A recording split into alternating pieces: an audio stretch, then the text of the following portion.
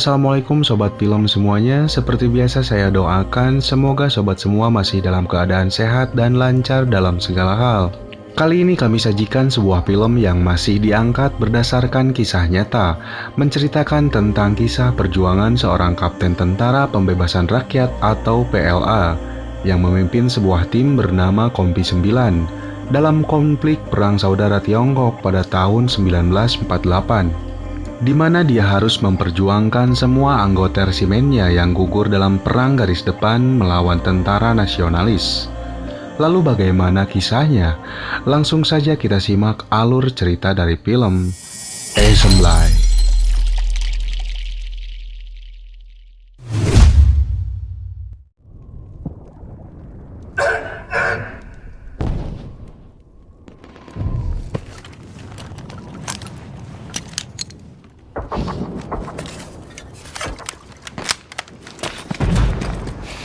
Di awal film diceritakan tentang situasi pengepungan tentara NRA atau Tentara Revolusioner Nasional yang dikepung oleh pasukan Batalion 139 Resimen 3 dari Kompi 9 saat Perang Saudara pecah antara kubu komunis dan nasionalis, di mana saat itu Resimen 9 dari kubu komunis dipimpin oleh seorang kapten bernama Guzidi.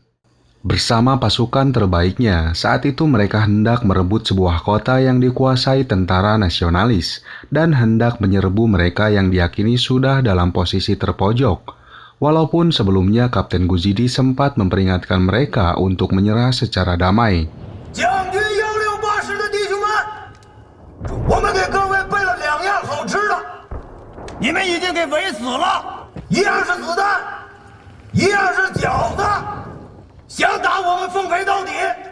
Namun negosiasi itu tak dihiraukan, hingga akhirnya sang kapten memerintahkan 6 anak buahnya untuk mendekati lokasi musuh. Namun saat misi itu dilaksanakan, betapa terkejutnya saat tentara nasionalis ternyata telah merencanakan penjebakan, hingga baku tembak pun terjadi.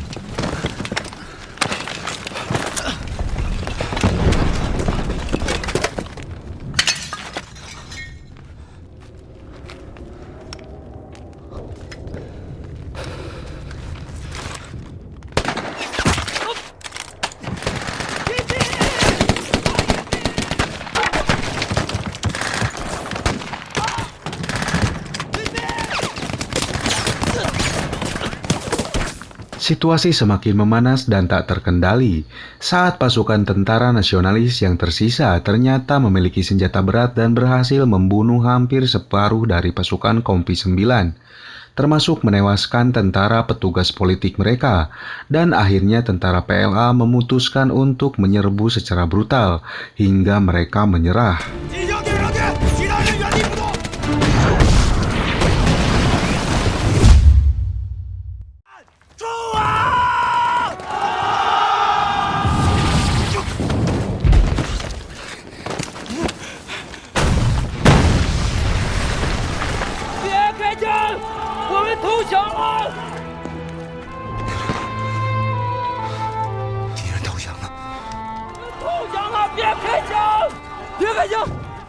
Tapi Kapten Guzidi tak terima.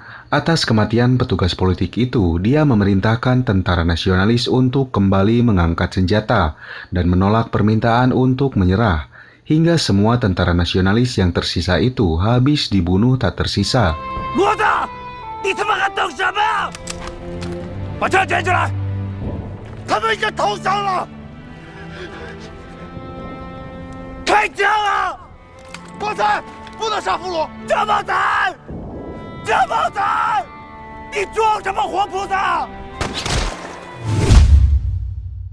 Dari tindakannya itu, Kapten Guzidi diberikan hukuman untuk dikurung selama 3 hari dalam penjara markas militer. Di sana dia bertemu dengan seorang tentara culun dengan basic guru sekolah bernama Wang Jingchun, berkarakter penakut, melankolis dan sangat senang mengirimkan surat kepada ibu dan istrinya di rumah.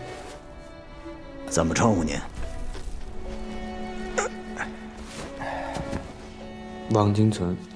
Dari sana pula Kapten Guzidi diperintahkan oleh atasannya yang bernama Kolonel Liu untuk membuat pertahanan di sebuah pertambangan batu bara tua di area pegunungan tepi selatan.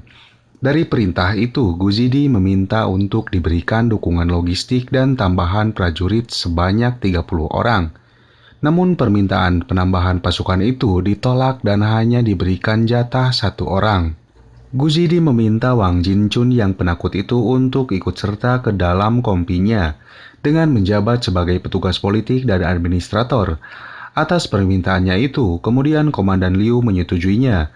Dia juga memberikan sebuah pesan untuk selalu siaga mendengarkan bunyi trompet, tanda mundur dan berkumpul bersama pasukan induk.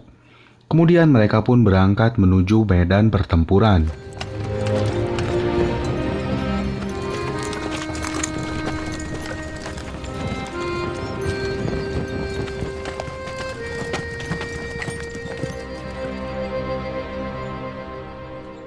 Sesampainya di pertambangan tua itu, Guzidi langsung memperkenalkan petugas politik barunya itu kepada seluruh pasukan yang ada, walaupun sebagian orang meragukan kualitas Wang yang memang terlihat culun dan sangat penakut. Dalam misi pertahanan itu, Guzidi membawa puluhan pasukan terbaiknya, tapi ada beberapa orang terdekat, di antaranya Letnan Jiao, orang yang selama ini setia padanya dan berperan sebagai wakilnya, Falun atau Blacky, spesialis logistik, Luo, spesialis senapan mesin, kemudian Lu, spesialis peledak, dan Jiang yang merupakan seorang sniper. Dan tanpa diduga, sesaat setelah itu tiba-tiba terjadi serangan mendadak dari pasukan nasionalis, hingga Kapten Guzidi memerintahkan semua pasukannya untuk berlindung ke dalam terowongan tambang, walaupun kejadian itu menyebabkan beberapa pasukannya meninggal.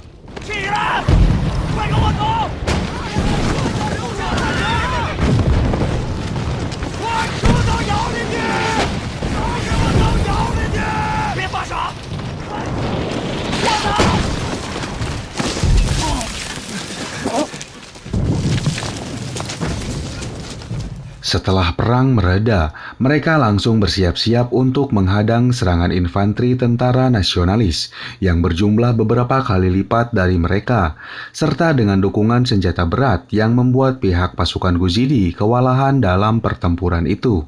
Namun dengan menggunakan taktik penjebakan yang sebelumnya selalu mereka terapkan dan telah direncanakan, akhirnya mereka berhasil menghadang musuh yang kembali mundur setelah perwiranya mati ditembak oleh Lu.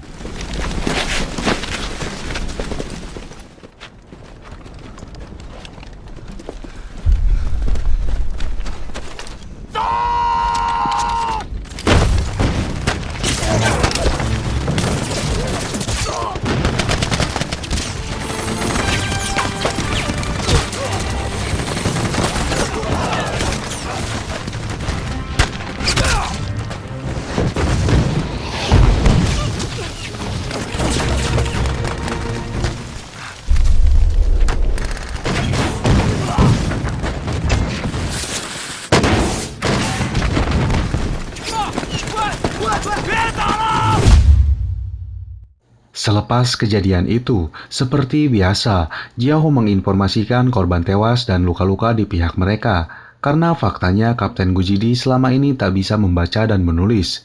Dan dari laporan korban jiwa itu, pasukan Guzidi saat ini hanya tersisa 34 orang. Dari sana pula, Jiang bersama Liu berinisiatif untuk mencari mayat perwira itu, dengan tujuan untuk mengklaim keberhasilannya dan mengambil jam tangan sebagai bukti. Walaupun Lu berniat untuk memberikan jam tangan itu kepada Kapten Guzidi yang selama ini tak pernah memilikinya. Dan di saat itu pula, ternyata seorang sniper dari pihak musuh mengintai mereka dari kejauhan, hingga akhirnya Lu berhasil tertembak dengan luka yang cukup parah. Walaupun sniper tersebut juga berhasil dilumpuhkan oleh Jiang.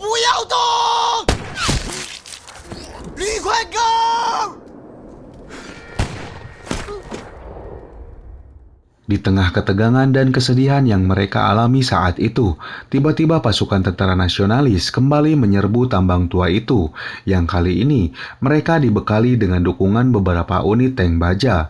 Kemudian Kapten Guzidi segera memerintahkan untuk membawa pasien yang terluka ke dalam tambang dan menyuruh memindahkan senjata gunung sejenis meriam jenis barrel untuk menghambat gempuran musuh.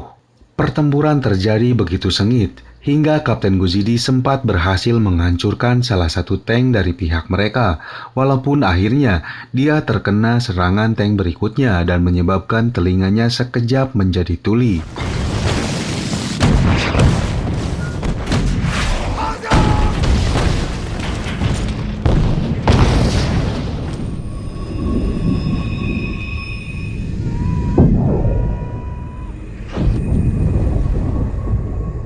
Dalam situasi itu pula, di dalam tambang akhirnya Lu meninggal dunia tepat di hadapan Jiang yang menjadi sahabat terdekatnya dan membuatnya sangat terpukul.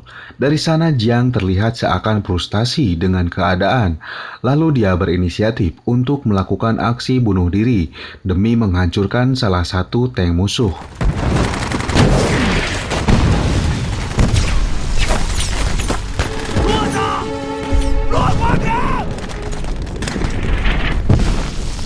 Namun sesaat sebelum aksi itu terjadi, Letnan Jiao telah lebih dulu menjadi korban karena bom molotov yang hendak ia lemparkan meledak tepat di atas kepalanya. Dan akhirnya pertempuran pun berakhir setelah 3 unit tank musuh itu berhasil dihancurkan.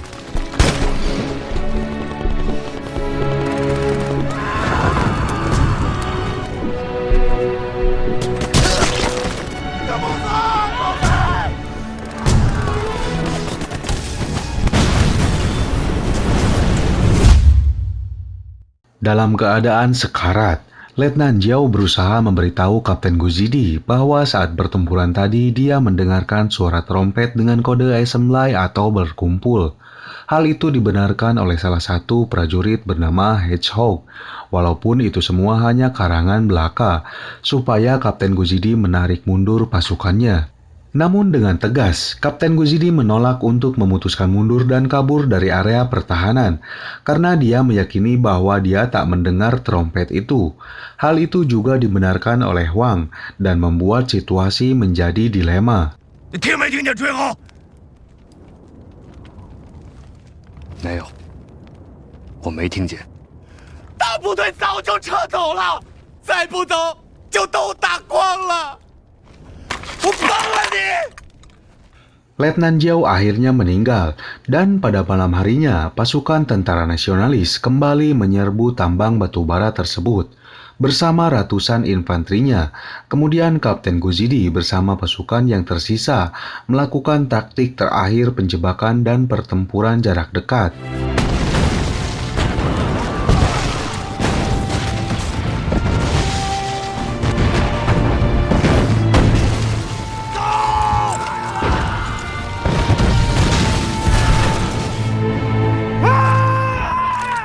Hingga akhirnya, setelah pertempuran malam itu, diceritakan semua prajurit tewas dan hanya menyisakan Kapten Guzidi yang selamat. Dia ditemukan oleh tentara pembebasan rakyat dengan keadaan pingsan serta memakai seragam musuh dan ditangkap sebagai tawanan perang. Beberapa bulan kemudian, Xin beralih ke sebuah rumah sakit militer tentara pembebasan rakyat. Terlihat Guzidi ditangani oleh seorang dokter wanita bernama Zheng, dan mereka berusaha untuk memverifikasi pernyataan Guzidi, yang memang susah untuk dipercaya bahwa dia adalah seorang kapten tentara pembebasan rakyat. Terlebih saat itu semua unit kesatuan telah dirubah sejak 1 tahun terakhir, dan pihak rumah sakit sangat kesulitan untuk menemukan kesatuan Kapten Guzidi selama ini. Hingga akhirnya salah satu tentara meminta salah seorang pasien di sana yang pernah memegang senjata artileri untuk diperbantukan dalam misi selanjutnya. Akhirnya Guzidi dipercaya dan dibawa ke suatu tempat.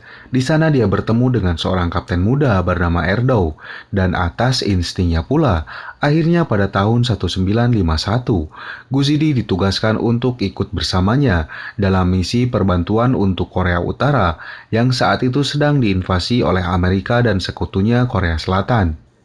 Singkat cerita di Hongseonggun, Korea Utara, pagi itu Kapten Erdo menerima perintah untuk misi pengintaian dan peledakan konvoi tank Amerika.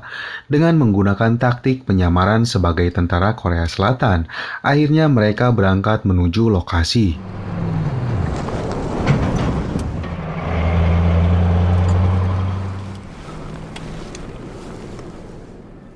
Mereka berhasil melakukan penyamaran sebagai tentara Korea Selatan tanpa dicurigai.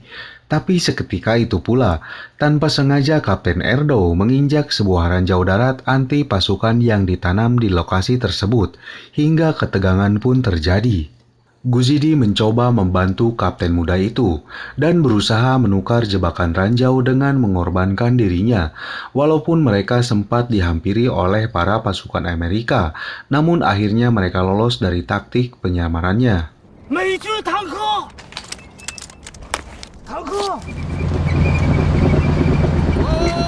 哎，check it out, Captain！Hingga akhirnya Kapten Erdo berhasil lolos dari jebakan ranjau itu dan meninggalkan Guzidi yang saat itu balik terjebak. Dengan misi yang diembannya, akhirnya Kapten Erdo berhasil memandu koordinat tembakan artileri demi menghancurkan konvoi musuh. Sementara di tempat lain, Guzidi saat itu telah pasrah dengan ranjau di tangannya. 标尺475，向右075。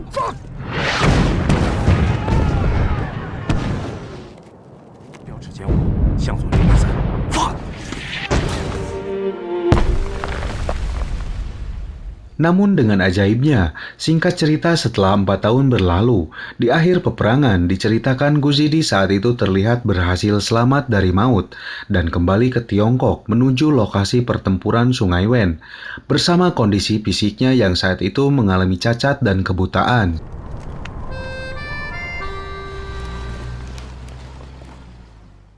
Dia mendatangi sebuah kantor militer, tempat di mana saat itu sedang diadakan pengumuman para korban perang. Saat itu banyak prajurit yang dianggap gugur dan menjadi pahlawan, walaupun tak sedikit pula prajurit yang dinyatakan hilang dan hanya diberikan imbalan beras yang tak sepadan. Hingga akhirnya di tempat itu pula, Guzidi bertemu dengan seorang wanita bernama Sun Guiqin, yang ternyata dia adalah istri dari Wang, mantan petugas politik dan saat ini telah gugur di medan perang saat bersamanya. Walaupun saat itu dia dianggap hilang dan tak diberi penghargaan sama sekali. 你男人叫王金存，我婆婆临死都抬不起头来。我是他的连长。 Dari sana Guzidi berusaha membuktikan bahwa semua bawahannya di Kompi 9 adalah pahlawan yang gugur saat mempertahankan tambang batu bara itu. Walaupun saat itu dia tak berhasil membuktikannya, karena faktanya lokasi tambang saat itu telah berubah total dan kembali dioperasikan. 你们他妈怎么就看不着？老谷，冷静点。他把血泼在这儿了，我证明。老谷，你们他妈用这接尿！老谷，我证明。 Guzidi mulai merasa bahwa perjuangannya selama ini tak dihargai oleh kesatuannya sendiri, dan dari sana pula dia bertekad untuk bisa membuktikan perjuangannya. Lalu Guzidi bersama Sun berinisiatif untuk menemui Kapten Erdo di markas besarnya. Dia langsung disambut oleh kapten muda itu yang telah menganggapnya sebagai seorang kakak. Terlebih dia telah menyelamatkan nyawanya saat terjebak ranjau tempo hari. 人呢？包团长在那边蹲着呢。 这是我大哥，啊。 Setelah Guzidi meminta Erdo untuk merawat Sun yang saat itu dalam kondisi sakit, kemudian dia meminta 3 permintaan kepada Erdo sebagai balas jasa akan hutang nyawa padanya tempo hari, yaitu untuk meminta transfer tugas dan kembali aktif di militer. Yang kedua, dia menagih janji kepada Kapten Erdo untuk membantunya mencari pasukannya yang hilang, dan sampai saat ini tak diberi pengakuan apalagi penghargaan. Kemudian yang ketiga, Guzidi ingin Erdo menikahi Sun yang saat ini menjadi seorang janda. 人家不在乎，咱们自己得在乎。几百万人的部队， Dan beberapa hari kemudian, akhirnya Erdo bersedia untuk menikahi Sun. Di tempat itu pula, Guzidi sangat dihargai sebagai seorang veteran perang. Walaupun di strata yang lebih atas, dia masih tak dianggap dan dicampakkan.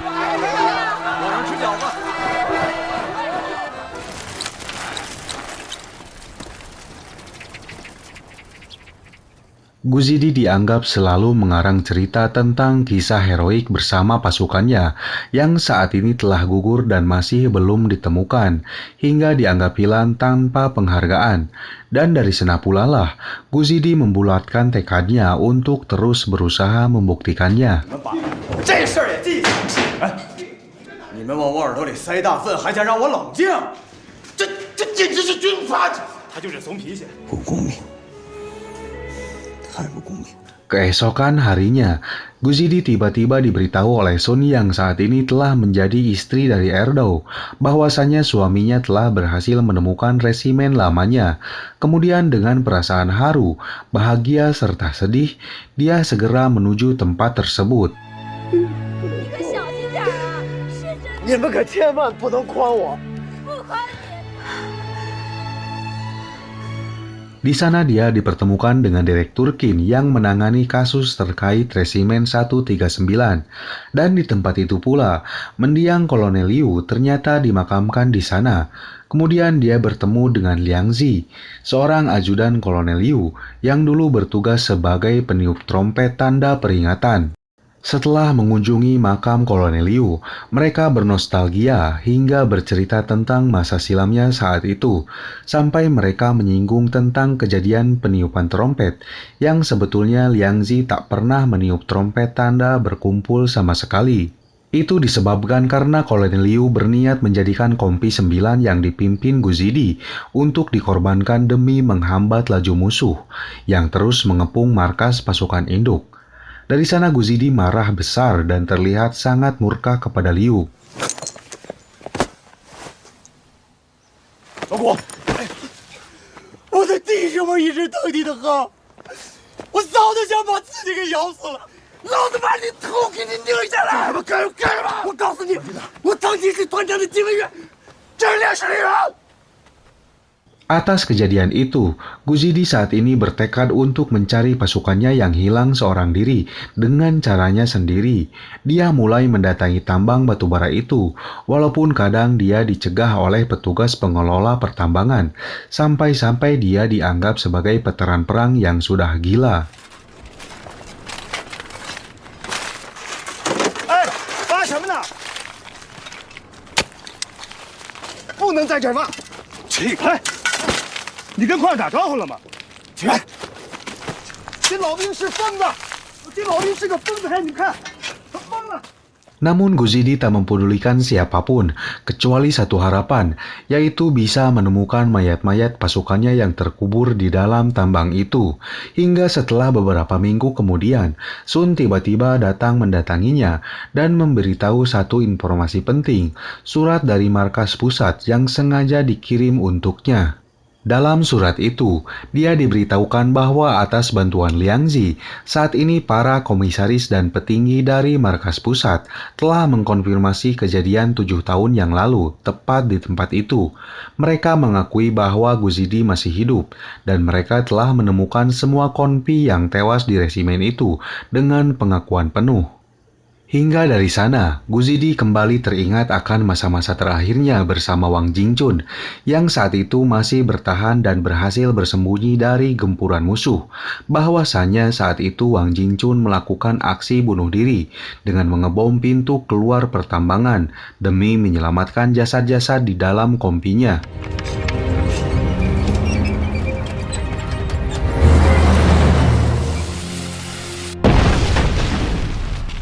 Singkat cerita 2 tahun berlalu, saat itu pemerintah mendirikan sebuah waduk di lokasi pertambangan itu, dan saat itu pula mereka menemukan jasad 47 prajurit yang gugur dalam kesatuan Kompi 9 yang dipimpin oleh Kapten Guzidi.